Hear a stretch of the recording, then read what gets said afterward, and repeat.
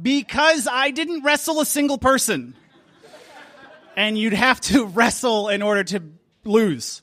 The second year, though, because someone broke their wrist and I had to be varsity, I had to wrestle a lot of people. And I lost every single one of those matches. And I was like, just trying to get through it. And there's just so many, like, just dicks everywhere. It's terrible. But like someone said earlier, there's so much more to overcome, right? Like, there's the dicks in your life when you're a kid, and then there's, like, dicks in your life when you're an adult, and you will overcome on those dicks. Let's see. Oh, Chatterbox. There's another thank you note. Chatterbox helped me rediscover who I was after my divorce. Because you kind of lose touch with yourself in a way, right? Another thing someone else said was, if you wait till you're ready, you'll never be ready, and you'll never do it. Okay, so basically what I'm trying to say is you don't know what doing that thing is going to do later, right?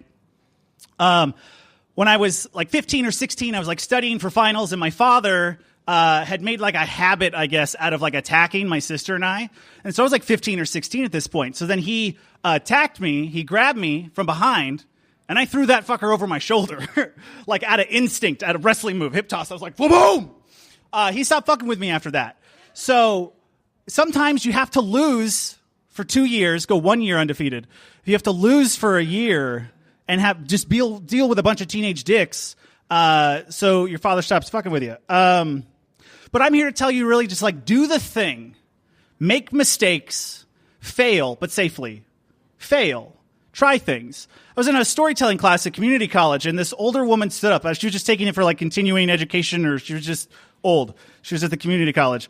And she stood up and she said, did I mention community college? She said, I wish I had made more mistakes. Right? And hearing that from like she was like 1,000. Hearing that from her just like shook me. I was like 19, just like shook me to my core. I was like, oh, wow, I spent too much time trying to be perfect. And this woman's saying that she wished she made more mistakes. She probably freaky. So I'm trying to say that there's no like coronation ceremony. There's no graduation ceremony for being a storyteller or a leader or an artist or a community organizer. There's no ceremony for that. It's the day that you get up and decide to do the thing.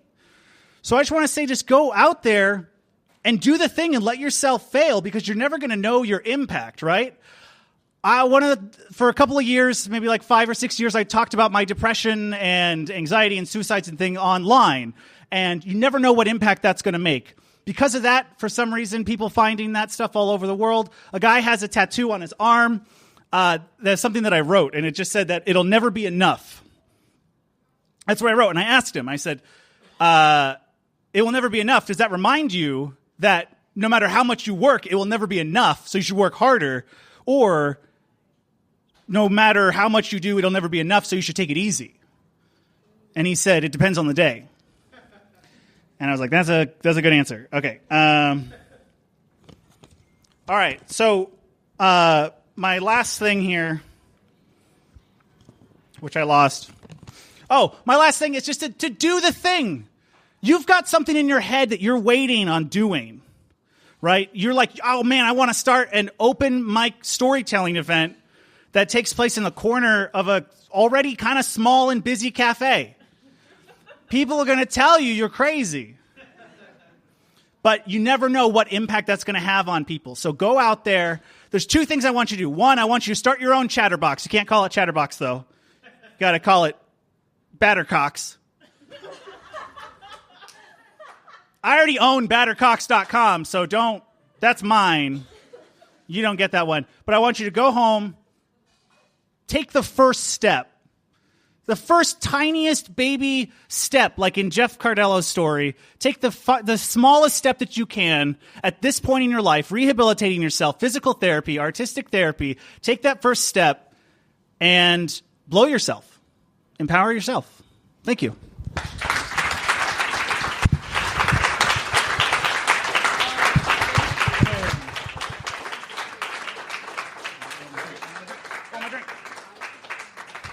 Guys, keep it going for Will.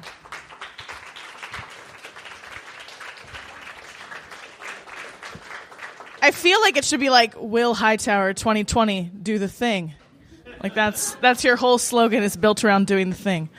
All right, guys, we have a familiar face to the stage, and then very briefly, Sammie, Estevan, and I will just cry in unison in the microphone to end the show.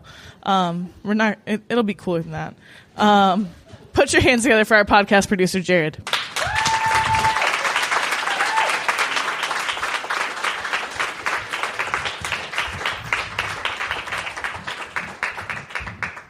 Thank you. I'm not sure I know so much about empowerment, but I know about fuck it. And fuck it is what got me to start doing the thing, as wherever Will went said. And so it's what got me to start, to stop talking about sending my writing out and to actually do that, and then to go ahead and get published. And then it's what stopped me, talking about or thinking about doing something creative with my life, and got me to start doing podcasting and then also publishing other people's work. And it's what got me to talk to Jessie about having her show be on my fledgling podcast network. But fuck it is very different from fuck that shit. And fuck that shit is a defense. Fuck that shit is what basically led me to feel like, what I had to say about stuff didn't matter. Nobody wanted to hear anything that I had to say. And it's an armor, it's a shell. And it's basically, that's the thing that's kind of led me to be 36 and having just been broken up with by my longtime girlfriend and being in a one-bedroom apartment by myself with my cat, who's very opinionated, and is the longest, most functional relationships I've had in my life are with cats. Mostly because they don't put up with my shit. And people have been telling some really affecting stories tonight, and I really toyed with the idea of just talking for 4 minutes about like Avengers Endgame spoilers. But I recently, like I said, I'm 36 years old. I just started going to therapy for the first time, and I should have gone a long time ago. But it's one of those things where I was like, fuck that shit. And that's like other people who don't know how to deal with their own stuff. But it turns out I don't know how to deal with my own stuff. And I just was, I was going to this thing and doing all the intake stuff and talking to the lady, and I kept sitting forward like this. Like the entire time. I do podcasting. I know that visual cues don't work on podcasting, but it's I was just ready to go. Like I was ready for things to not work, for me to say fuck this shit and just go. And a couple of months into it, the therapist diagnosed me as being as having PTSD, and so I sat back, and was like, well. In my head, and I ended up saying it out loud, I was like, that's not for people. That's like for soldiers and shit. That's not for me. I don't, I just minimize everything, and it turns out that I'm dealing with some actual trauma. And so I guess I just said fuck it to that. And I'm like, all right, I'm ready to deal with my shit. And I was like, fuck it to not just being open about things anymore. And I'm just talking through everything. I'm up here. I'm talking about this now. I do my podcast. I talk about it at the beginning. And I thought that nobody would want to hear anything like that. And it's been like this really over the last 3-4 years that I've been doing my podcast, I've gotten a bunch of feedback. I used to apologize. I would tell some story, something that I was going through, and then I'd be like, "Oh, you guys don't want to hear this." I would say on mic to nobody. I didn't even know if people were listening. And like, you don't want to hear this.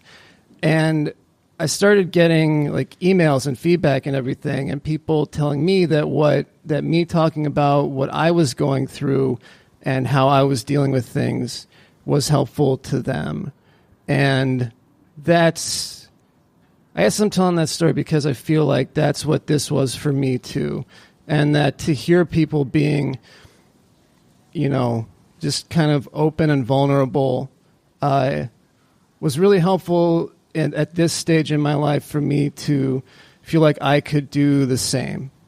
And so thank you, Jessie and Estevan and everybody. And that's it.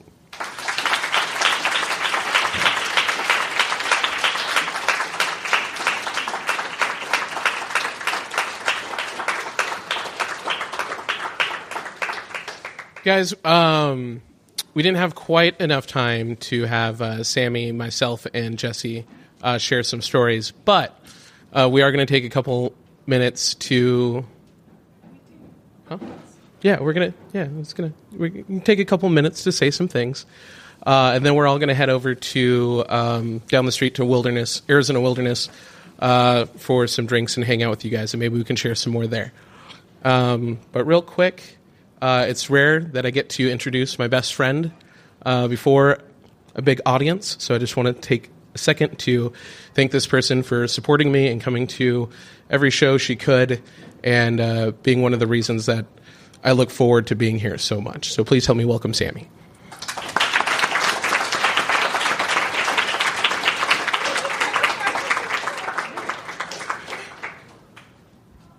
Hello. Okay. Hi, everyone. Really quick, can I just, everybody give a round of applause for all of the storytellers that have come out tonight. You are all so amazing. And being a part of this incredible community has just meant so much to me. I have been so moved by so many stories throughout my year and a half of coming to Chatterbox, and especially tonight, I feel like I've resonated with so many stories. 3 words. There are 3 words that have helped me to find my own personal empowerment. And those 3 words are feel it all. I am a very sensitive person, and for a large majority of my life, I have had people from family, friends, colleagues, people that kind of sort of know me a little, tell me, you're too sensitive. You need to just kind of get over it. Like, you're overreacting. You're being so dramatic. And, I was always ashamed to feel the way that I feel. I was ashamed of expressing myself. I was ashamed of it, and I kind of started to kind of crawl back into my own self and not try to express those things. And people who know me know I'm pretty much an open book, I'm sure. I can't really hide my emotions very well. I am pretty open about a lot of things.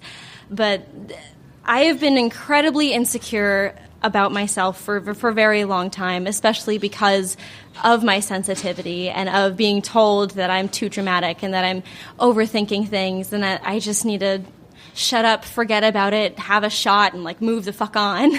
And something that has really, really helped me is those 3 words: feel it all. I feel things in the biggest capacity possible. When I'm happy, I am overjoyed. Everything is amazing. I can conquer the world. And when I feel down, it feels as though I need to be dragged into the very bottommost pits of hell because I deserve it.